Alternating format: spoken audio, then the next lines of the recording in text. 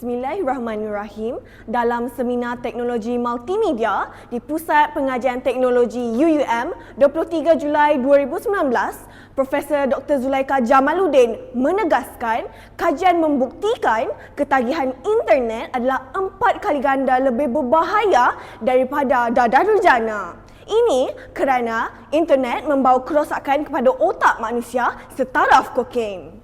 Hadirin, sedar akan perkara ini, izinkan saya mengupas pidato berpaksikan bicara jenayah cyber, ancaman kepada keselamatan negara. Assalamualaikum, salam Malaysia Madani. Terima kasih Tuan Pengerusi, panel juri, neraca keadilan ilahi. Saudara-saudari, Jabatan Siasatan Jenayah Komersial PDRM mengklasifikasikan jenayah cyber, ancaman kepada keselamatan negara sebagai perbuatan salah laku atau jenayah melalui penggunaan sebarang peranti elektronik yang disambungkan dengan internet, termasuklah pengubuasuaian program, pencurian data, pengodaman, pornografi dan sebagainya. Jika dibiarkan, hadirin, boleh menggugat keharmonian negara. Lantas, hari ini saya merayu hadirin, marilah bersama-sama kita berlapangkan dada, berfikiran terbuka untuk menghayati, mendalami dan menginsafi 3 babak pidato penting saya. Ayo hadirin, bersama saya, babak pertama, punca di sebalik musibah jenayah cyber semakin parah membara.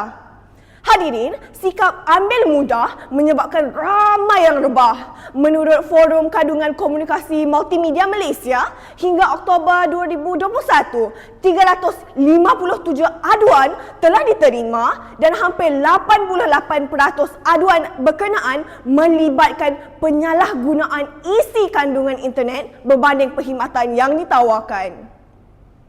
Tambah parah pula hadirin, kesibukan ibu bapa dengan kerjaya mereka menyebabkan anak-anak diumpan telefon bimbit, wifi dan seumpamanya. Malangnya hadirin, menurut Muhammad Mustafa Fazil Muhammad Abdan, Pengarah Eksekutif Suruhanjaya Multimedia Malaysia, amalan suka berkongsi maklumat peribadi oleh mereka yang kurang interaksi sosial bersemuka banyak membawa petaka. Mereka menjadikan media sosial sebagai tempat mereka mengadu, tempat mereka bercumbu, sehingga kan makan pun tak lalu. Rupanya hadirin, tewas cinta dek muka buku, tumpas dek laman porno yang datang bertalu-talu. Mana tidaknya hadirin, menurut laporan digital 2019, Hootsuite and We Are Social, Malaysia menduduki tempat kelima tertinggi di dunia dan tertinggi di Asia Tenggara dalam penembusan media sosial mudah alih melalui Facebook, WhatsApp, Instagram dan seumpamanya.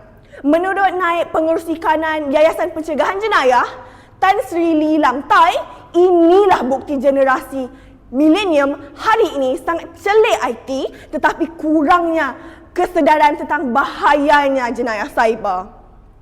Maka hadirin, tidak hairanlah kini perbuatan mengodam internet, pencuri data, pengubahan wang haram, melayari pornografi bukan dilakukan oleh gelandangan atau hidup tanpa hala tujuan.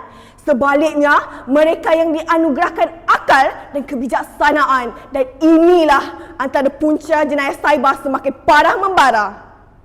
Hadirin, masih tidak sakit kepala, kita hayati babak kedua, impak sosioekonomi apabila jenayah cyber terus berleluasa. Banyak insiden berlaku impak jenayah cyber. Terkini, selepas 69% netizen mengundinya di Instagram menyokong hasratnya untuk mengatasi tekanan perasaan dengan kematian, seorang remaja di Sarawak mati membunuh diri apabila nekat terjun bangunan tingkat 3 di Bandar Batu Kawah, Kuching. Lebih menakutkan hadirin, kajian Malaysian Against Pornography mendedahkan data yang amat menakutkan. Mereka mengatakan bahawa kira-kira 80% mereka yang berusia 10 hingga 17 tahun menonton pornografi secara sukarela. Tidak hairanlah hadirin, Jabatan Pendaftaran Negara melaporkan 5,000 anak luar nikah yang telah dilahirkan pada tahun 2017. Menurut Dr. Wan Azizah Wan Ismail, mantan Timbalan Perdana Menteri Malaysia, keadaan ini sebenarnya bertitik tolak daripada impak penyalahgunaan peranti elektronik, punca masalah sosial semakin kronik. Dari segi ekonomi pula, kerugian akibat jenayah cyber begitu banyak dilaporkan. Jabatan Siasatan Jenayah Komersial memaparkan sindiket Macau scam, love scam, skim cepat kaya, penipuan pembelian atas talian dan 1001 modus operandi kelicikan penjenayah cyber mencari mangsa. Hadirin, ini bukan kisah dongeng Pak Pandai yang kembali bergema. Ini kisah si cerdik yang terpedaya dan atau kisah penjenayah yang berjaya memperdaya. Contohnya, 15 September 2020, panik dengan ugutan kononnya berhutang kad kredit sebanyak RM13,600, seorang guru di Rompeng Pahang kerugian RM120,000 selepas terpedaya dengan sindiket Macau scam. Pengarah Jabatan Siasatan Jenayah Komersial Bukit Aman, Datuk Seri Muhammad Ahmad menegaskan dalam tempoh 6 bulan pertama, Januari hingga Jun 2020, sebanyak 5,069 laporan telah diterima dan laporan tersebut mencecah kerugian sebanyak RM250 juta sekaligus menjejaskan KDNK. Babak ketiga, hadirin, kita bermuhasabah menilai kaedah terbaik menyelamatkan negara daripada serangan jenayah cyber. Hadirin, pepatah ada mengatakan, kalau hendak melentur buluh, dari mana? Nah, tentu dari debongnya. Maka, peranan ibu bapa memerangi jenayah cyber amat penting. Menurut Profesor Dr. Muhayyah, pakar mata sejak 1985, rakyat Malaysia sakitnya bukan pada tubuhnya, tapi pada hatinya. Maka itu, hadirin, institusi keluarga dan pendidikan perlulah membajai hati anak-anak dengan kasih, sayang dan amalan agama yang secukupnya. Kerana inilah senjata terbaik dahulu, kini dan selamanya.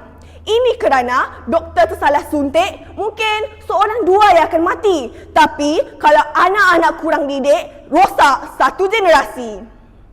Hadirin, Pelan Pembangunan Pendidikan Malaysia 2013-2025 tertera anjakan ke-7.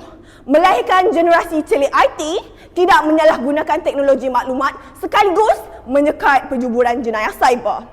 Hadirin, dalam masa yang sama, Akta Komunikasi dan Multimedia 1998 perlu terus tegas mengawal selia aktiviti komunikasi agar media, khususnya media sosial, tidak menjadi alat hasutan atau penghinaan tanpa mengenal batas kaum dan agama. Sekaligus memperketat undang-undang jenayah cyber agar cacing tak naik ke mata. Pesanan Menteri Komunikasi dan Multimedia masih sama. Tidak pasti, jangan kongsi. Andai kerjasama dapat diberikan, laporkan setiap insiden jenayah cyber melalui email cyber999@cybersecurity.my atau hubungi talian 1300 88299. Malah, rakaman pertandingan pidato tingkatan 6 ini perlu disebarkan untuk menyedarkan saya, anda dan seluruh rakyat Malaysia bahawa api kecil menjadi kawan, besar menjadi lawan. Kesimpulannya, hadirin, tidak perlu menuding jari menyalahkan sesiapa kerana memerangi jenayah cyber tak adalah tanggungjawab semua. Mereka diibaratkan api dalam sekam, gunting dalam lipatan, musuh dalam selimut kerana jenayah cyber inilah merosakkan anak-anak kita. Lantas, ayo bangkitlah putera-puteri negara. Kita buktikan 66 tahun kita merdeka. Bukan saja kemajuan material yang melimpah ruah, tapi kita mampu menyelamatkan anak-anak kita yang sedang diderang modernisasi cyber. Hadirin, kalau tidak kita, siapa lagi?